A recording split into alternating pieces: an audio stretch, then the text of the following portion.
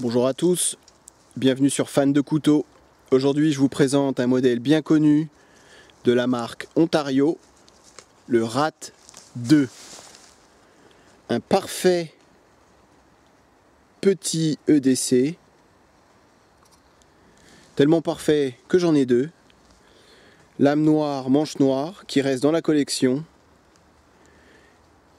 Et celui avec la poignée verte et la lame satin, c'est celui que je prends tous les jours avec moi. Un couteau fermé qui fait 10,1 cm. Taille de la lame, donc c'est 3 inches, ce qui fait 7,6 cm. Un couteau qui est fabriqué, comme vous pouvez le voir, à Taïwan. Modèle 2, acier AUS 8. Alors pour rappel, c'est un acier moyenne gamme qui permet d'avoir un couteau pas trop cher. Émouture plate, full flat grind, avec une bonne courbure de lame qui va être excellent pour tout ce qui est préparation de nourriture et à peu près toutes les tâches qu'on fait avec un couteau de poche. Alors c'est peut-être pas fait pour tailler du bois, du gros bois en tout cas. Vous avez sur le dessus de la lame un bon jimping qui a tendance à rentrer quand même fort dans le pouce. Comme vous pouvez remarquer, la lame est légèrement décalée par rapport à la poignée. Alors c'est la particularité de ce modèle, comme le Rat 1. Donc le Rat 1, exactement la même construction en un peu plus grand. Je vous ferai une revue sur le Rat 1 aussi plus tard.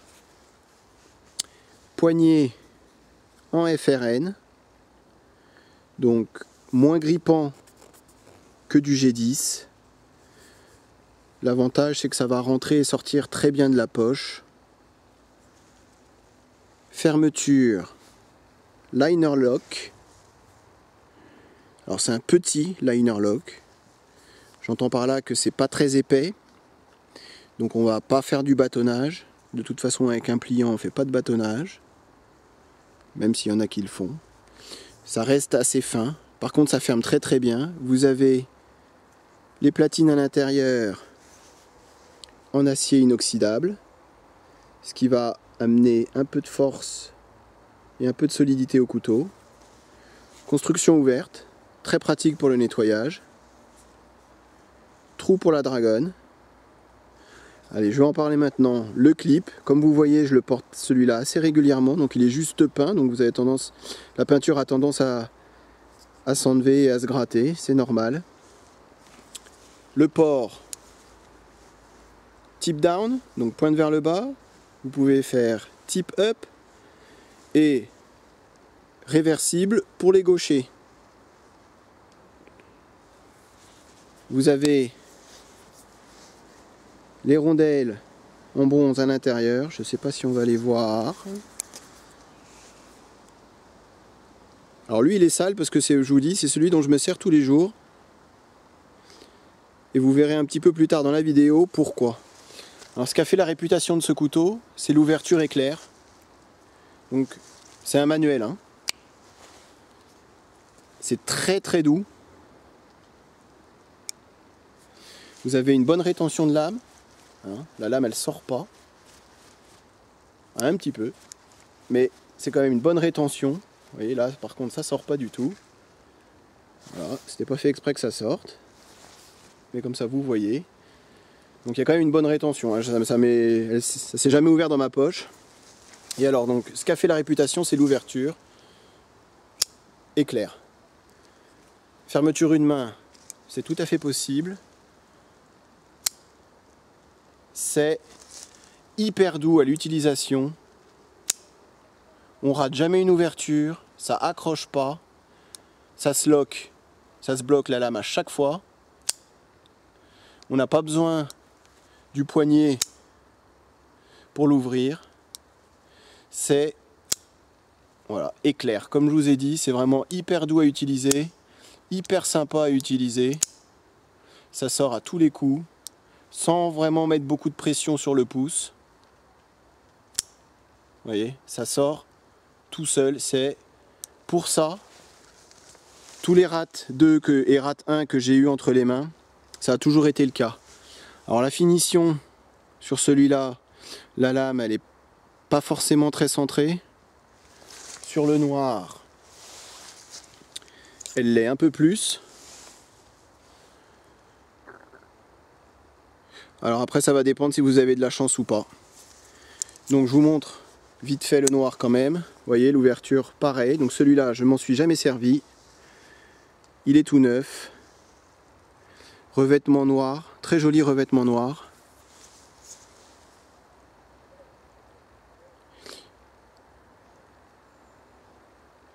Alors ce couteau ils le font aussi en donc manche noire, lame noire ou lame satin.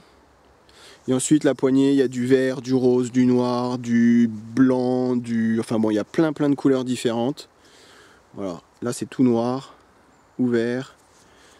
Le liner lock, vous voyez, il ferme quand même très bien, bien au milieu de la lame. Et celui-là donc, comme l'autre, ouverture, éclair. C'est vraiment ce qu'a fait la réputation de ce couteau. Vous voyez, fermeture une main sans aucun problème. On l'a très bien en main.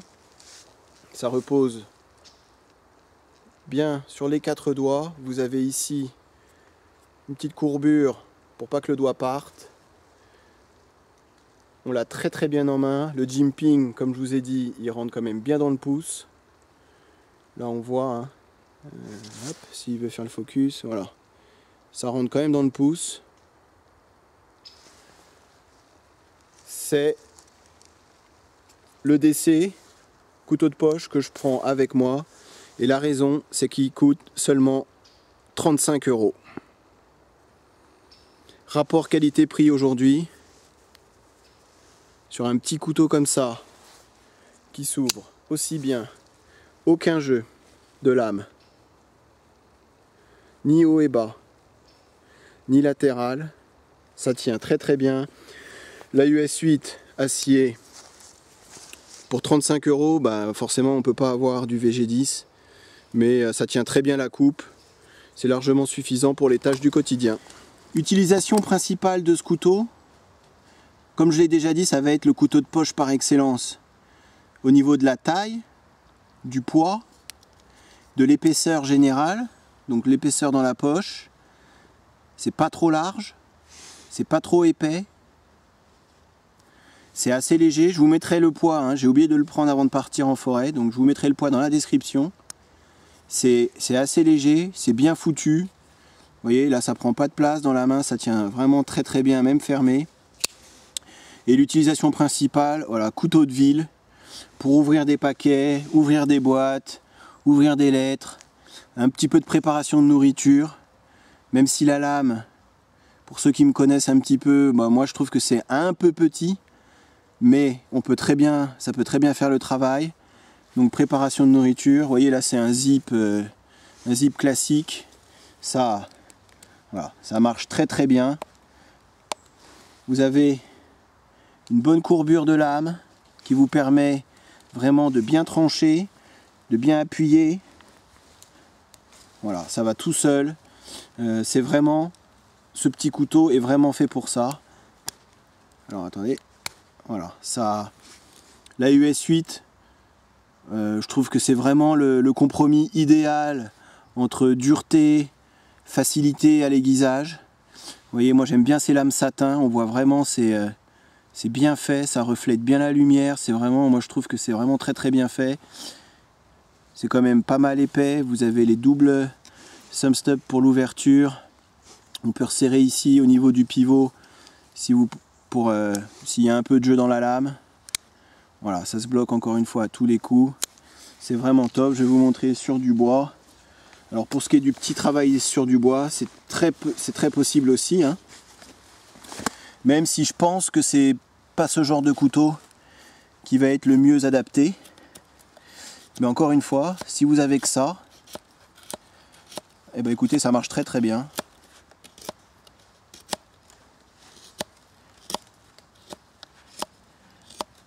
Alors le jimping, il est quand même assez encore une fois, hein, assez prononcé, vous voyez.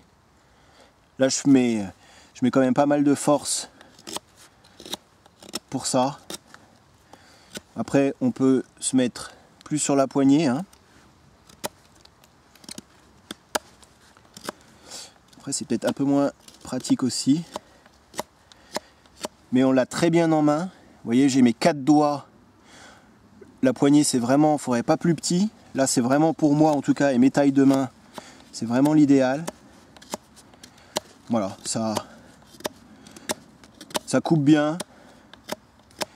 Donc, vous voyez, même si vous avez que ça pour une promenade dans la forêt, on peut quand même arriver à s'en sortir et à faire des petites choses avec le bois. Voilà, après on peut faire, alors pour l'écorçage ça va être génial. On peut aller un peu plus, rentrer un peu plus dans le bois également.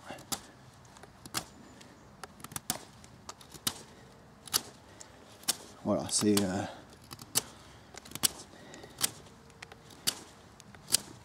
donc j'avais déjà dit, mais pour ceux qui le trouvent un peu petit, vous avez le Rat 1, donc qui est son grand frère. Voilà, je viens de me pourrir le bout, c'est pas grave. Qui est son grand frère, donc le même caractéristique, même poignée en FRN, sauf qu'il est un peu plus grand. Donc il va être un peu plus costaud aussi au niveau du liner lock. Ça c'est vraiment pour moi, encore une fois, le couteau de poche, couteau de ville. C'est pas un couteau de survie, mais c'est un excellent petit couteau. Et pour 35 €, celui-ci, on n'a pas peur de le perdre, on n'a pas peur de l'abîmer.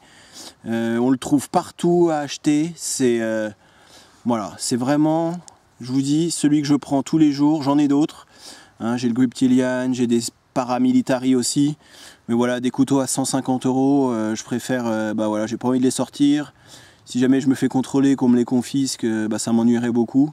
Celui-ci, voilà, c'est pas, c'est franchement ce que j'ai trouvé de mieux en rapport qualité-prix aujourd'hui. Si je devais comparer le Ontario Rat 2 avec un autre couteau, pour moi de la même trempe, même gamme, voilà, je choisirais le SI Zancudo. Donc c'est les mêmes caractéristiques, même taille de lame, même acier AUS 8, même poignée en FRN, une forme de lame différente. Je vais vous les mettre côte à côte. Voilà, c'est pas du tout la même forme de lame. La finition sur celui-ci c'est Stonewash. Hein, on voit il y a moins de reflets que sur la lame satin. Alors moi personnellement j'aime moins, mais bon après chacun ses goûts. La forme de lame, donc vous voyez elle est différente, hein, celle du Zancudo par rapport au Rat 2. Alors après chacun préfère celle qu'il veut, peu importe. C'est vraiment ce qui se ressemble. Alors la différence principale quand même, c'est la fermeture. Ici c'est un frame lock sur ce Zancudo. Voilà, le clip ceinture. Donc frame lock, c'est, voilà, pas de liner bien sûr, c'est la frame qui vient bloquer la lame. Donc c'est la différence principale. Le prix c'est exactement la même chose, à quelques euros près. Je crois que celui-là je l'ai payé 36 et l'autre 35, vous voyez. Donc c'est vraiment, voilà, certains diront que le frame lock, donc celui-là, est plus solide que le liner lock. Ça s'ouvre aussi très très bien. Ensuite, plus solide, peut-être. Maintenant, encore une fois, c'est pas un couteau avec lequel je vais bâtonner ou faire des gros travaux. Donc pour moi, le Rat 2, il est largement assez solide. Voilà. Après, chacun ses goûts. Chacun va préférer le couteau l'un ou l'autre. Hein, vous voyez, fermé. Donc celui-ci va être un petit peu plus large.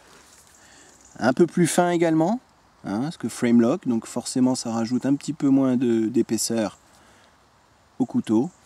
Voilà, c'est vraiment pour moi deux petits couteaux qui ont la même utilisation, la même gamme de prix, même taille, même tout. C'est Après c'est à chacun, celui qui préfère SI ou Ontario, la forme de lame. Celui-ci aussi on le trouve en pleine couleurs différentes. Voilà, c'est vraiment deux excellents choix pour EDC. Moi, je suis obligé de me mettre à l'abri parce qu'il s'est mis à pleuvoir pas mal. Donc je voulais quand même vous montrer ce que ça fait dans la poche. Donc il y a quand même un petit peu de poignée qui dépasse, mais ça reste très discret. La finesse du couteau fait qu'on ne le sent pas du tout.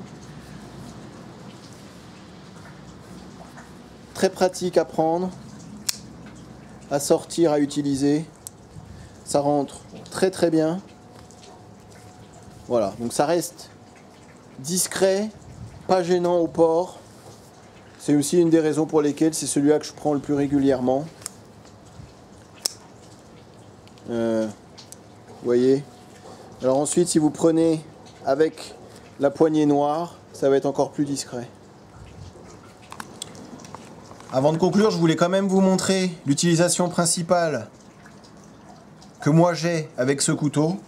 Donc c'est découpe du carton, l'ouverture de boîte, de paquets, quand je rentre des courses, avec mon boulot. Moi je suis cuisinier, donc je reçois pas mal de marchandises. Voilà, il y a toujours des cartons à ouvrir, des zips à couper, pas mal de choses. Et là, ça va tout seul. Vous voyez, ça passe très très bien. Coupe droite également. J'ai quand même fait pas mal de choses avant avec, vous avez vu, j'ai coupé du... Bon là ça accroche un peu, mais j'ai coupé du bois, des choses comme ça, et même en coupe appuyée, vous voyez, ça va tout seul. Et ça c'est dû à la forme de la lame, avec cette courbure de lame, le belly, comme on dit en anglais, qui va être vraiment super adapté à toutes ces tâches. Voilà, ça, sans mettre trop de force, ça va tout seul.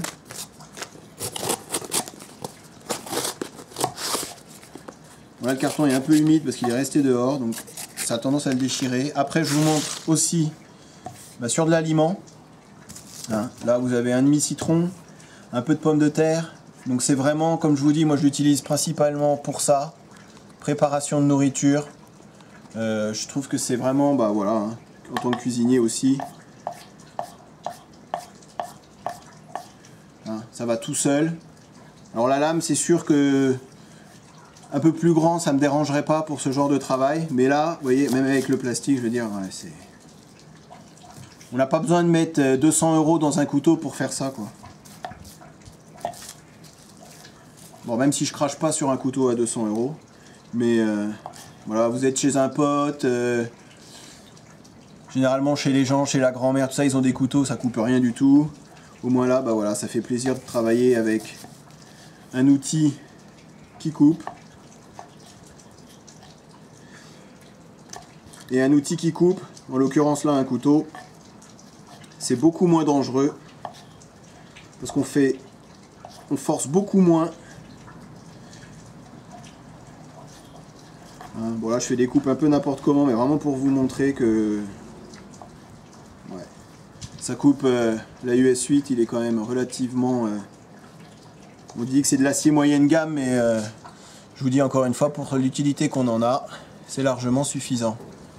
Voilà, donc couteau que je recommande tout particulièrement, 35 € aujourd'hui.